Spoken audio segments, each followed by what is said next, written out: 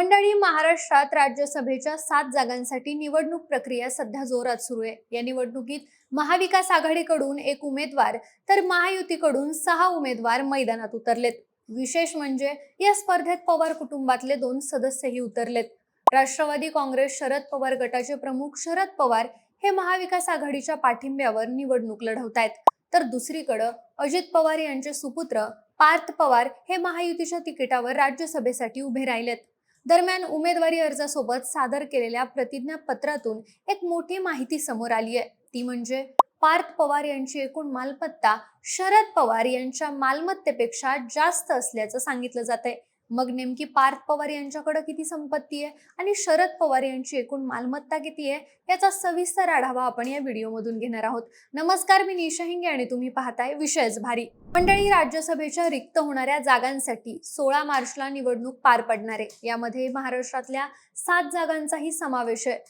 राज्यसभेच्या निवडणुका आता काहीच दिवसांवर येऊन ठेपल्यामुळे राज्यात राजकीय घडामोडींना चांगलाच वेग आलाय. दरम्यान राज्यातल्या रिक्त होणाऱ्या 7 जागांसाठी फक्त 7च उमेदवारी अर्ज दाखल झाल्यामुळे ही निवडणूक बिनविरोध होण्याची शक्यता व्यक्त केली जातीये. 7 जागांसाठी होणाऱ्या या निवडणुकीत महाविकास आघाडीकडून 1 तर महायुतीकडून 6 उमेदवार मैदानात उतरलेत. या निवडणुकीत पवार कुटुंबातले 2 सदस्य आमने सामने आलेत. राष्ट्रवादी काँग्रेस शरद पवार गटाचे सर्वेसर्वा शरद पवार आणि त्यांचे नातू अजित पवार यांचे सुपुत्र पार्थ पवार हे राज्यसभा निवडणुकीसाठी उभे राहिलेत. महाविकास आघाडीमध्ये सुरुवातीला काही मतभेद झाले होते, मात्र अखेर शरद पवार यांना पुन्हा राज्यसभेत पाठवण्याचा निर्णय घेण्यात आला.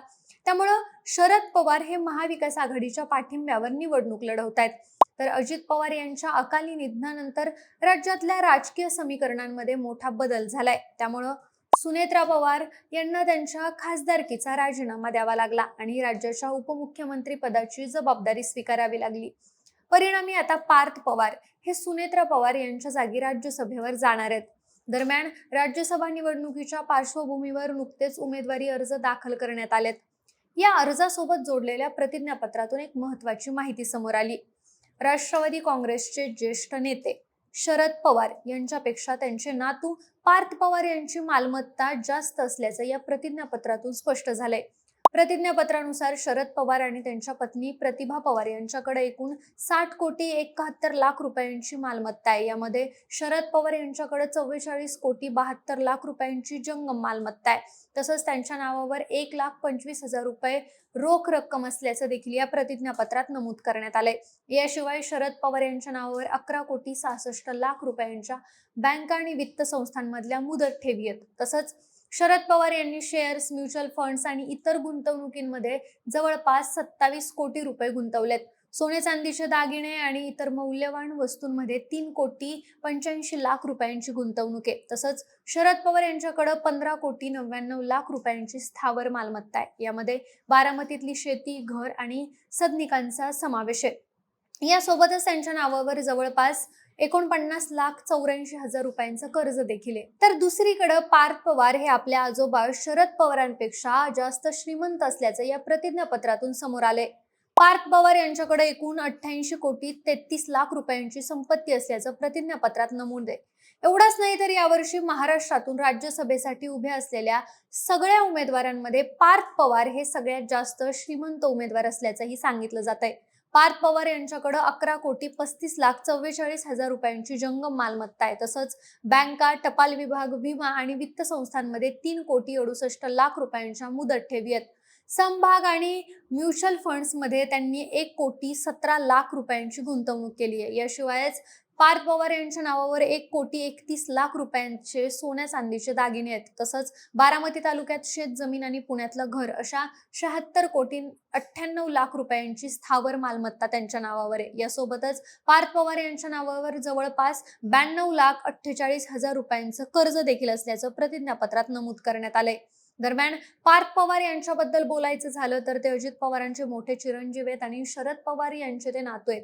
याआधी पार्थ पवार यांनी मावळ मतदारसंघातून लोकसभेची निवडणूक लढवली होती, मात्र त्यांना त्यावेळेस यश आलं नव्हतं. त्यानंतर ते राजकारणात फारसे सक्रिय नव्हते.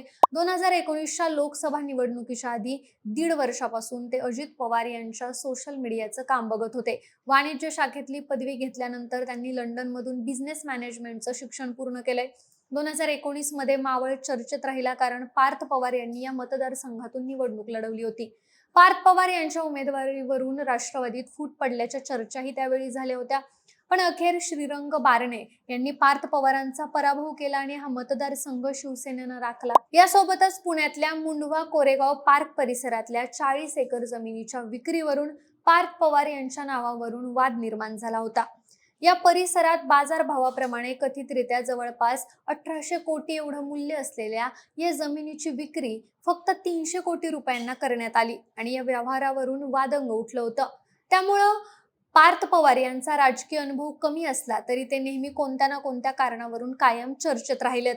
आता देखील त्यांच्या या संपत्तीमुळे ते पुन्हा एकदा चर्चेत आलेत. एकूणच काय तर मंडळी, एकीकडे महाराष्ट्राच्या राजकारणातले ज्येष्ठ आणि अनुभवी नेते शरद पवार आणि दुसरीकडे त्यांचेच नातू राजकारणातले नौखे पार्थ पवार. राज्यसभेच्या या निवडणुकीत दोघेही वेगवेगळ्या राजकीय समीकरणातून मैदानात उतरलेत.